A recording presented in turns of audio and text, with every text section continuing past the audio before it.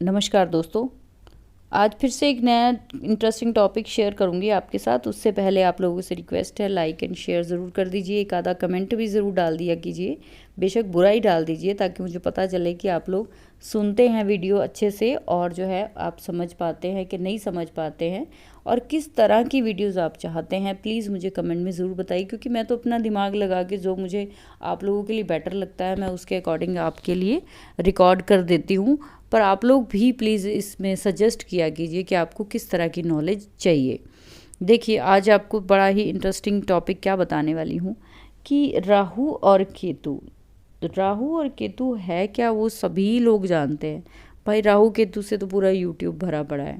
लेकिन आज आपको एक नई चीज़ बताऊंगी, वो आप चेक करिए और नीचे कमेंट में ज़रूर बताइए कि राहु जो यहाँ पे बैठा होता है उसके बिल्कुल ऑपोजिट केतु बैठा होता है। सभी लोग जानते हैं, नो डाउट, कोई दिक्कत परेशानी वाली बात तो यहाँ पे है नहीं।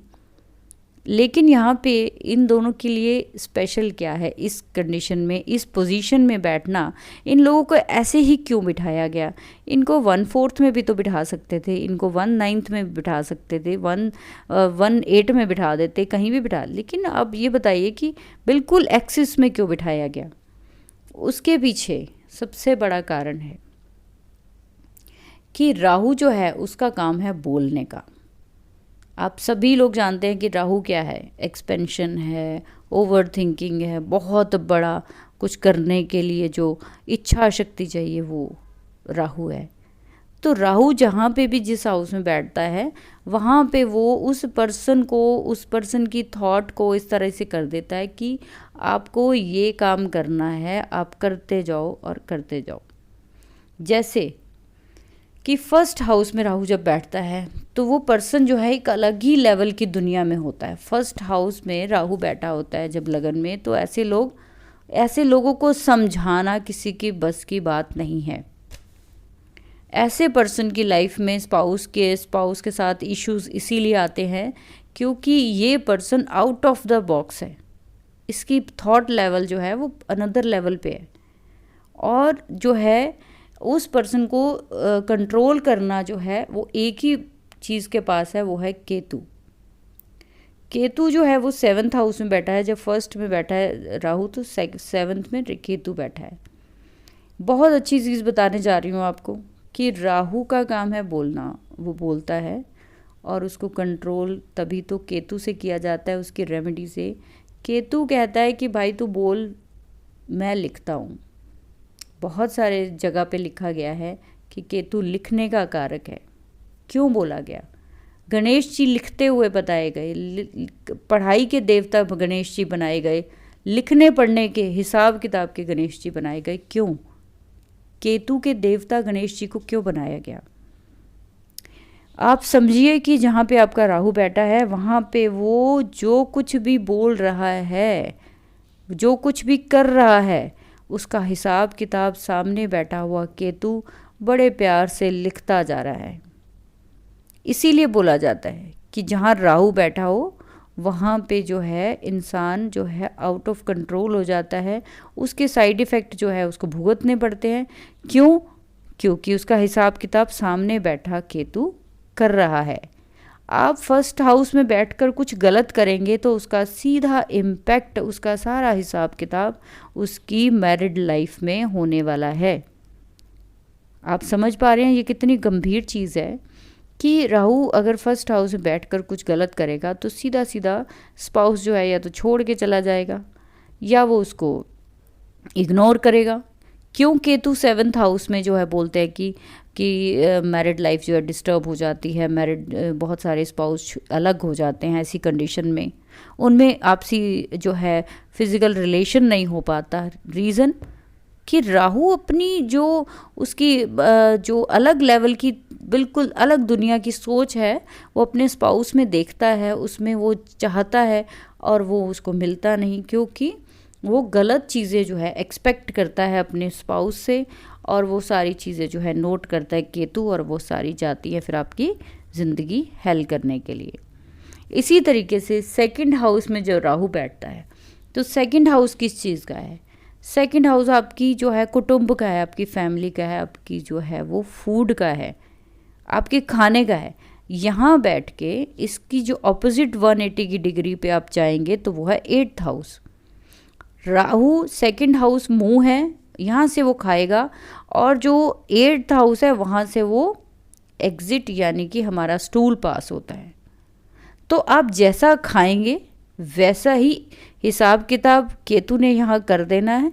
आप यहाँ पे नॉन वेज, शराब, जुआ, शराब और नॉन वेज या गंदी मंदी बाहर की चीज़ें जो है वो खाएंगे तो उसका सीधा इम्पैक्ट कहाँ पड़ने वाला है? 8th हाउस में, क्योंकि मेडिकल एस्ट्रोलॉजी में हम लोग बताते हैं कि 8th हाउस आपके रेक्टम का, आपके स्टूल पास करने की जगह है। तो जैसे ही राहु यहाँ पे बैठकर कुछ गलत काम करेगा उसका हिसाब किताब केतु ने उसी टाइम कर देना है वहाँ पे 8th हाउस में आपके एग्जिट करने का, यानी कि आपके जो सारा दिन का खाया पिया मल त्यागने की जो क्षमता है, वो जो प्रॉब्लम्स आनी शुरू हो जाएंगी आपकी इस आपके ऑर्गन में। समझ पा रहे हैं आप? तो राहु जहाँ बैठा है उसका आपको तो लग रहा है कि वो 180 पे बिठाया ही इसीलिए गया है उनको कि भाई एक करेगा और दूसरा भरेगा। तो आप जो है ये चीज़ पे कभी भी छूट नहीं पाएंगे। इसकी सिंपल सी रेमेडी इसीलिए केतु से की जाती है कि केतु से रेमेडी कीजिए, तो उसको समझाया नहीं गया कहीं पे केतु से क्यों किया जाए, कोई और प्लैनेट से क्यों ना किया जाए, इतने अच्छे प्लैनेट हैं।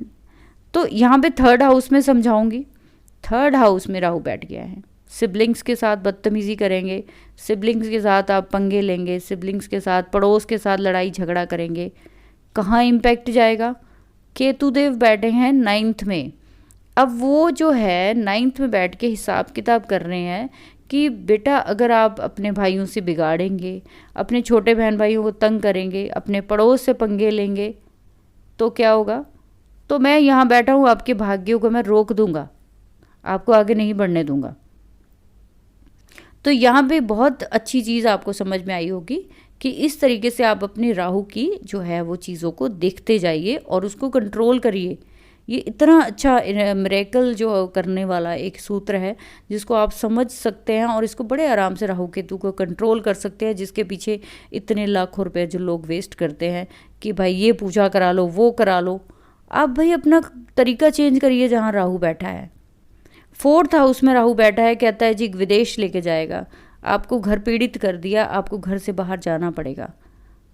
तो वो इसलिए करता है, यहाँ पर राहु को विदेश के लिए बोला जाता है कि वो बंदा पर्सन अपने घर से दूर रहे।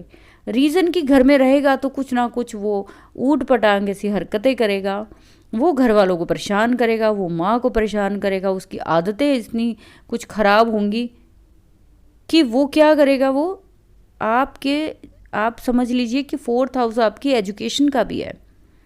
तो अगर आपकी एजुकेशन में कहीं खराबी आती है तो आपका क्या होगा? सामने बैठा है केतु 10th हाउस में, प्रोफेशन के हाउस में। तो आप अगर अपने घर में अशांति करेंगे, अपनी एजुकेशन में ब्रेक्स लाएंगे, अपनी दिक्कत करेंगे कहीं पे भी अपने घर के माहौल में, तो क्या बिगड़ने वाला है? केतु देव बैठे हैं सामने प्रोफेशन में, आगे नहीं बढ़ने देंगे, काम धंधे बंद हो जाएंगे आपके। इसीलिए बोला जाता है कि आप तोड़ फोड़ मत कीजिए घर में कि राहु बिगड़े ना। हर चीज़ के पीछे लॉजिक है अगर आप ध्यान से सोचे तो, ठीक है। तो यहाँ पे ये समझाया गया कि 4th हाउस का राहु खराबी तब देगा जब आप तोड़ फोड़ कर देंगे घर में बिना सोचे समझे। एक अच्छे नक्षत्र में कीजिए, जो हम वास्तु में सिखाते हैं कि अच्छे नक्षत्र में काम कीजिए ताकि वो जो है कम से कम नुकसान करे आपका। आप कभी भी मुंह उठा के तोड़ फोड़ शुरू कर देंगे, घर में राहु को छेड़ देंगे।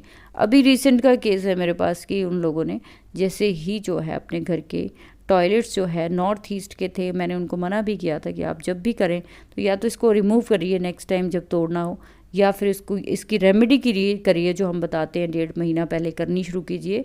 तो वो उन लोगों ने मार धाड़ कर दीजिए घर में जी, तीनों चेंज कर दिए। Can you believe? अभी 1 हफ्ता पहले घर है कि उनके घर में जो है उनकी दादी की जो है टॉयलेट में ही गिरकर डेथ हो गई, जो बिल्कुल तंदुरुस्त थी, बिल्कुल फर्स्ट क्लास थी, जिसका कोई अता पता नहीं था, कोई बीमारी नहीं थी किसी प्रकार की। मैं ये नहीं कहती कि वो सब कुछ उसकी वजह से हुआ, हो सकता है भगवान ने उनका इतना ही श्वास लिखे हों, लेकिन ये चीज़ें टल सकती हैं, आप इस पर बिलीव कीजिए।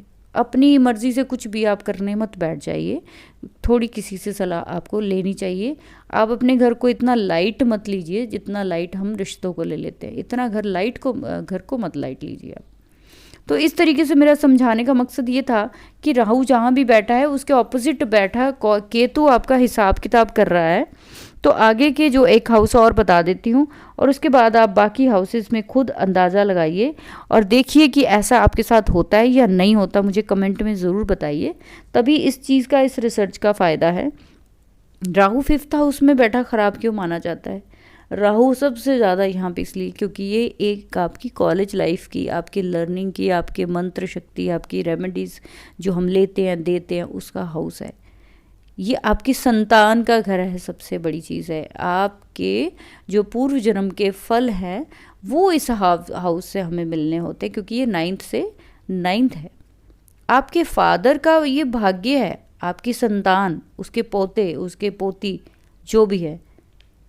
तो यहाँ पे राहु बैठा है तो आप ये देखिए कि नहीं होगी वहाँ पे संतान, अगर होगी तो वो इतना परेशान करने वाली होगी कि वो सारी उम्र निकल जाती है उस फैमिली को, उस बच्चे को सुधारने में, ठीक करने में, और उनको खुद को भी कोई मेडिसिन, कोई दवाई जो है इस तरह की जल्दी नहीं मिल पाती, इन लोगों को इलाज ही नहीं मिल पाता। तो इस तरीके से अब यहाँ पे देखिए 5th हाउस में राहु बैठा, तो इसका हिसाब किताब कहाँ पे हो रहा है? 11th हाउस में। 11th हाउस क्या है? गेन्स का है, फुलफिलमेंट का है, इच्छा शक्ति का है। वो है 11th हाउस जहाँ से बिना मांगे मिलता है सब कुछ। वहाँ पे कुछ करना नहीं होता हमें, वहाँ का जो प्रॉफिट है, जो लॉस है वो फिक्स है। और वहाँ पे आकर केतु बैठ गए हैं तो जो फिक्स हुआ काम है ना वो आपको नहीं मिलने वाला है, क्योंकि सामने बैठा राहु वहाँ पे दृष्टि कर रहा है। तो आपका वो फुलफिलमेंट तो कभी भी नहीं होगी, भूल जाइए। तो इन दोनों नोट्स को आपको हमेशा समझना है अपनी ज़िंदगी में कि वो किस तरीके से जो वो काम करती हैं। 6th हाउस में राहु है, उसका नोट बैठा है जाके 12th में। यहाँ पे बैठा अच्छा माना जाता है, लेकिन दृष्टि तो 12th को कर रहा है ना, तो 12th को आपकी नींद तो हराम करेगा, आपको विदेश जाने में रुकावट करेगा। आपकी जो यहाँ पे प्रोफेशन के हाउस में बैठा है, ठीक है, रोग ऋण शत्रु के घर में बैठा है। बेशक आप लड़ लेंगे सबसे, बेशक आप जीत जाएंगे, सब कुछ करेंगे, लेकिन अगर किसी के साथ आपने गलत हरकत की, मान लीजिए कि धोखे से किसी का केस आपने जीत लिया, आप एक लॉयर हैं, तो आपने किसी की गलत बंदे की साथ दिया और आपने जो है गलत तरीके से अपनी प्रोफेशन में फ़ायदा कमाया, अपनी जॉब में किसी को धोखा दिया, अपने कुलीग्स के साथ गलत किया, तो भाई 12th में बैठा केतु फिर करने वाला है आपका हिसाब किताब, तो वो कर देगा।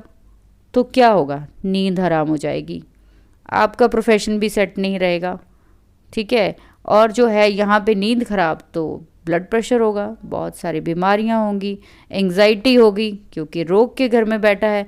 तो जैसे ही यहाँ पे कुछ गड़बड़ करेंगे तो वहाँ से चिट्ठी लिख कर केतुदेव भेज देंगे कि भाई ये बीमारी अब इसको दे दी जाए। बड़ा इंटरेस्टिंग टॉपिक है, अगर आप चाहेंगे तो बाकी मैं 7 to 12 का भी बताऊंगी।